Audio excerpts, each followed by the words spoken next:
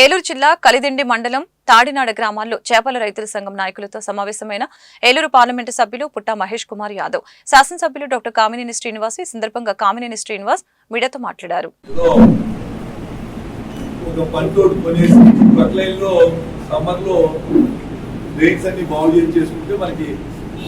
ఏ నీళ్ళు వచ్చినా కిందకి వెళ్ళిపోతాయి, మనకి ఇబ్బంది లేకుండా ఉంటుంది ఉద్దేశంతో మీటింగ్ నిలవమన్నాను.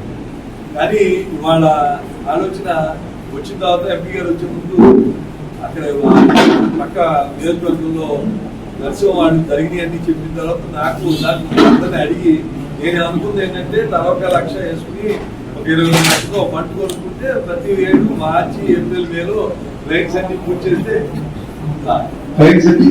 ఇరిగేషన్ ఇచ్చారా అనుకోలేదు అని అనుకున్నాం. అప్పుడు పక్క ఉండి నియోజకవర్గంలో చేస్తాను నాకు బాగుందనుకుని ఆ రెండింటిలో ఇవాళ నీటి వ్యవస్థలో బాగా మేనేజ్మెంట్ జరగట్లేదు. కింద కొమ్మ సముద్రంలోకి నీళ్ళు అంతే మనకు తాగుతీరు కాలువలు సరిగ్గా లేవు, పూడిపోయినాయి గుర్రం లెక్క.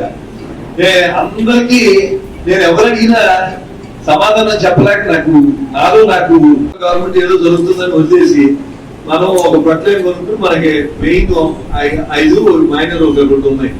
మెయిన్ కదలంక, లాలవ, పదకొంలేరు, పాలరాజు, పొల్లవ, ఈ లైన్లు ఇంకో చిన్న కొల్లేటి లైన్స్, బాడవ, అన్నవ ఇట్లాంటివి ఉన్నాయి. ఇది చేసుకుని అంతవరకు చేసుకుని వదిలేద్దాం అనేది ఒక పద్ధతి.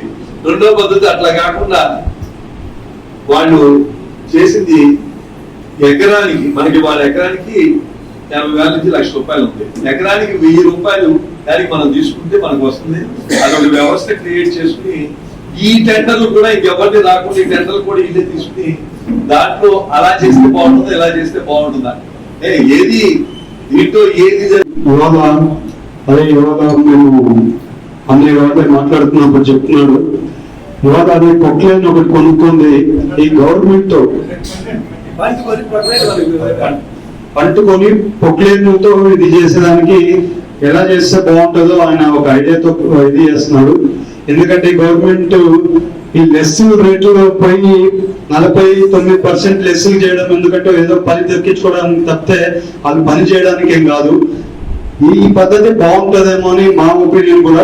ఇంకా మీరు అందరూ రైతులందరూ కూడా ఒక మాట అనుకుంది చెప్తే దాన్ని ఒక వ్యవస్థగా క్రియేట్ చేసి దాన్ని అందరికి ఉపయోగపడేట్టు, మీ అందరికి ఉపయోగపడాలని ఆయన తాపత్రం కూడా అందరు కూడా అదే రావాలనేది.